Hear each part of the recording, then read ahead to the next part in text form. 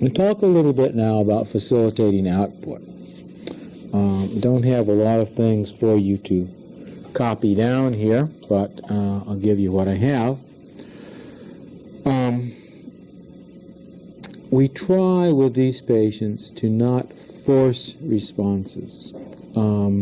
Say this, say that. We try to let them provide the information to us and then give that information back to them in the most understandable fashion possible. I'm going to talk about a few specifics for improving output, and then I want to talk about communication styles. Play a couple more tapes for you. First of all, even when we're working on output, we use, if we can, real objects, things of direct interest to the patient. We try not to call attention to what is defective, but try to reinforce what is accurate. Many of the approaches that are used with fluent patients, and I don't think I'm going to get a chance to talk about these approaches just because of lack of time, but approaches such as PACE therapy, content-centered thought therapy by Wepman,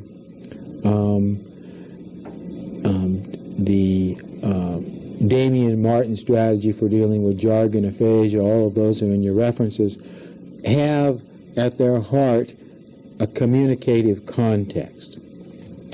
Communication style, though, is something that I have written about, and there's another reference in your handout. And I define communication style as the manner in which the aphasic patient transmits and receives information in natural communicative interactions. We're going to be talking about management of communication styles, how to modify them, how to augment them, how to enhance them, to maximize information exchange. Now, to analyze styles, we need to know a number of things. We need to know, first of all, what the patient was like premorbidly. Was he an introverted or an extroverted person, an active or a passive communicator? What was his need for verbal communication? How well did the patient cope with adversity? What's his communicative drive like? How well does he tolerate ambiguous situations? When you can't come up with a word, you can't get exactly what you want, but you can get at it in another way. How well does he tolerate that change? How well does he tolerate his errors? In writing about this a few years ago, I talked about some specific behavioral attributes that were a part of communication styles. And I talked about these in relationship to certain types of styles, which I'll save for just a minute. But the behavioral attributes I want to talk about are 5 in number. The first one is the patient's concern for comprehension. Concern is the key word here. Not just his concern for auditory comprehension, in other words, what goes in, but how willing is the patient to verify and seek clarification of information that is given to him. Patients with a high concern for comprehension, listen very actively. They ask you if you understood what they've said. They ask you to repeat things. Patients who have a low concern for comprehension don't like to listen, and they tend to talk more than they listen. Self-monitoring skills. Now, you've seen some clips of patients that vary in their awareness of their production errors, and they vary in their ability to correct these production errors. Generally, this is a skill that improves, but not always. But there are 2 aspects of self-monitoring that I'd like to just mention. The first is intrapersonal self-monitoring. Intrapersonal monitoring refers to self-correction, the patient's attention to his language production errors, errors of structure, errors of pronunciation, and so forth. We found that in studying self-correction for a number of years that fluent patients are poorer at correcting their errors than non-fluent patients. Now, interpersonal monitoring refers to something that I talked about earlier. This refers to the patient's ability to attend to signals from the environment and from other persons that are important to sustaining a communicative interaction. Attending to the fact that the listener looks bored, or that it's time to be quiet, or that it's time to switch roles. Attending to signs that say don't smoke, or to wait. Those are the kinds of things I'm talking about. We have patients that are that monitor way too much. They overcorrect. They excessively correct. They reach a point where they correct so much they distort what they're saying. We have patients that don't correct at all. Generally speaking, if people are good interpersonal monitors and they pick up what's going on around them socially, well, they can go a long way. If they're very poor in this regard, what we want to do is go as far away from them as we possibly can because they're very difficult to be around. Self-criticism is another behavioral feature I want to talk about.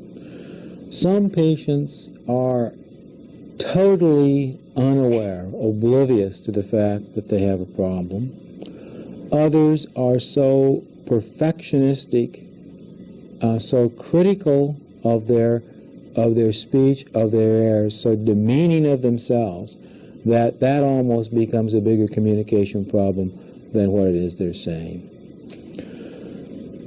Compensatory efforts, another feature, refer to those things that the patient does to help you understand. Some patients will gesture for you, they will write for you, they will spell things, they'll show you what they're talking about, they'll describe, they'll say, hey, you're getting close. Patient's saying matches, and he says batches, patches, that's not it. Almost, but not quite. Hatches, no. Patches, that's almost it, but not quite. They will do these kinds of things to let you know that they're trying to give you information. In other words, they share the communicative burden. They make compensatory efforts to let you know what's going on. Some patients will let you guess and play 20 questions until the cows come home. So there's some extremes there. The last thing I'd like to talk about, the last behavioral feature, is the feature of awareness of content. Some patients know that they've said the right word. They let you know what has gone on. And others can say the right word, they can come up with the accurate information, and they are unaware of the fact that they have communicated. They'll actually change correct answers to erroneous answers sometimes, or augment so much that they lose the meaningful information in the flow. I'm going to talk about 3 styles now and how to deal with them. This doesn't need to stay on long because I don't have much information on it. I'm going to talk about the rambler style first. Now, the rambling style is a patient who talks a lot, dominates the conversation with his verbosity, with his press of speech, low concern for comprehension. He's a poor listener, or he listens with difficulty. His self-monitoring skills are not good. Very little in terms of intrapersonal monitoring. He may tune in to interpersonal kinds of things. It's the kind of patient that wears you down. Few compensatory skills. He just talks. We could just play the next clip, please. It's a very interesting patient. 25th of January already. This morning, yeah? Yeah. 23rd, yeah? 25th. Yeah, 23rd, yeah? Monday, right? Monday. Yeah. How was your weekend? It was a good day today. Good. Yeah. You were in the picture, huh? I saw the game. All right. Yeah. She's got it. The picture, I think, is in pretty good We shape. know about it, Miss Silver. Have you ever done this before? This is very good. I'll show you after we finish. I'll Mhm. show you what it looks like. I'll play it for you. Mm-hmm. So, you were here this weekend? Mm-hmm. This morning. Did you have a good breakfast? All right. I took my picture this morning for breakfast. What'd you have? Breakfast are simpler. Simple breakfast? Yeah, cold breakfast. Cold Some of breakfast? us eggs. Eggs? Eggs. Anything else? No, nothing special. Cereal? Special this morning, yes. Mm-hmm. Did you drink coffee? Coffee. Correct. How many cups? One this morning. One cup you have. Mm-hmm. Do you take it with cream? Sugar? No, nothing. Nothing. I had sugar with the You have sugar? breakfast Oh, yes. food. Did you have any fruit? This morning, Hmm. I don't remember. Don't remember. No. Well, I watered my plant over the weekend. You did this morning? I watered it, yeah. You did? I gave it some water. It was drier than hell. Is it? Don't go too far now, you'll pull my... You think I should give it some more? Yeah, you were kidding me. No, I did. The plants I were did give some water. plants were dead. Yeah. All right. Should I give it some more? They should. I'll do some more. Should I really get it real wet? People are people. People are people. Plants are plants, aren't they? Mm-hmm. Yeah. All right, I'll give it a little bit more after you go today. Mm-hmm. It's happening in some nations too, in some cities. How do you mean? They keep them die. They don't respond for anybody. Oh? And the plant responds to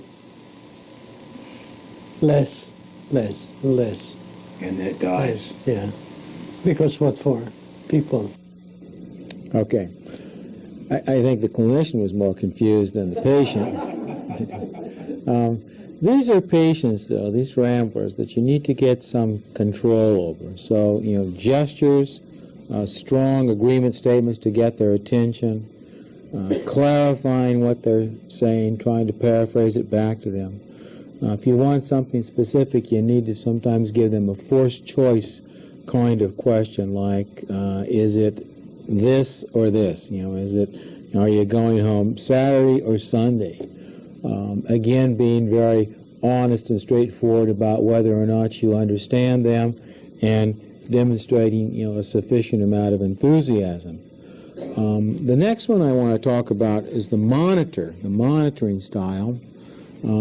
Major characteristics here, and you saw a patient like this earlier. Lots of corrections, lots of revisions, a high degree of awareness of the content of their output. Often these patients are not only are they confused by it, but they're upset with the variability of their aphasic output.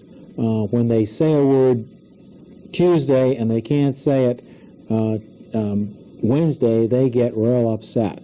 I said it yesterday, why can't I say it today? And they will say, finally correct something and say triangle, and they'll say triangle, triangle, triangle, triangle, as though they're trying to lock it in, and the next day they'll have the same amount of trouble with triangle.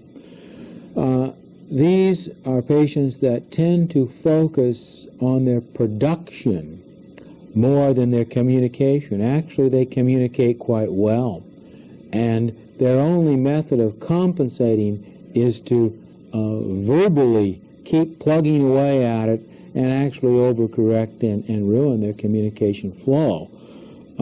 Sometimes they will spell things for you as a method of compensation, but rarely do they write or gesture or do anything else. Let's look at the next clip.